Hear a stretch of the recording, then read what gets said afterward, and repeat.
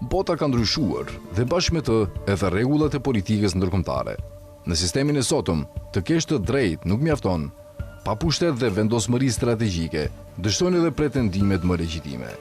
Rendi global i bazuar në rregulla, po testohet nga Ukraina në lindjen e mesme, duke bërë të qartë një realitet. Rregullat kanë rëndësi vetëm kur mbështeten nga fuqia. Sovraniteti në shekullin 21 është tashmë teknologjik, ekonomik dhe ushtarak.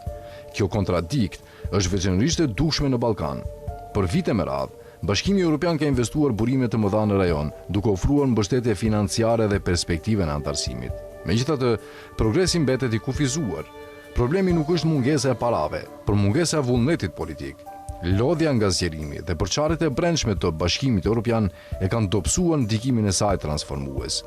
Ndërkohë vijet e ndarjes mbeten aktive. Bosnia-Hercegovina përballet me brishtësi institucionale. Tensionet Kosovë-Serbi mbeten të pazgjidhura dhe retorika nacionaliste po fiton terren. Rreziku më i madh nuk është lufta e hapur, por grumbullimi i krizave që nëse tolerohen sot, do të shpërthejnë nesër në kushte më të vështira. Sot Ballkani po formosohet nga një ndryshim strategjik. SBA-t janë bërë më selektive në angazhim, ndërsa BE-ja shpesh duket e ngadalë dhe reaktive. Ky kombinim krijon një boshllëk gjeopolitik. Kur aktorët tradicional hezitojnë, të tjerët ndërhyjnë dhe jo çdo përfshirje kontribon në stabilitet. Këtu bëhet i domosdoshëm roli i Turqisë.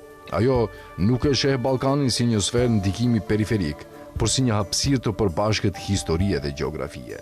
Stabiliteti rajonal për Ankaran është interes kombëtar. Angazhimi turk mbështetet në tre parime: dialog mbi imponimin, partneritet mbi tutelën dhe parandalim mbi menaxhimin e krizave. Përmes diplomacisë aktive dhe investimeve, Turqia mban kanale të hapura me të gjithë palët, duke u pozicionuar si një aktor stabilizues. Rendi i ri global nuk lejon pasivitet. Turqia ka kuptuar se nëse nuk je në tryez, mund të jesh në meny. Ajo nuk e përcakton më rolin e saj përmes ftesave të tjerëve, por përmes aftësisë për të formësuar agjendat. Politika dhe saj shumë drejtimëshe, angazhimi i simuluar me SBA-n, BE-n, Rusinë dhe Kinën, është një domosdoshmëri strategjike diktuar nga gjeografia. Ballkani sot është një kryqëzim kritik i sigurisë, energjisë dhe migrimit. Asnjë rend rajonal i qëndrueshëm nuk mund të ndërtohet pa Turqinë.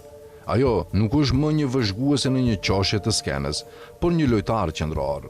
Çdo strategji që synon të anashkalojë Turqinë do të minojë efektivitetin e vet, sepse në gjeopolitik vakumi nuk është opsion. Kur rreziqet janë të larta, stabiliteti varet nga aktorët që kanë vullnetin dhe kapacitetin për ta ofruar atë.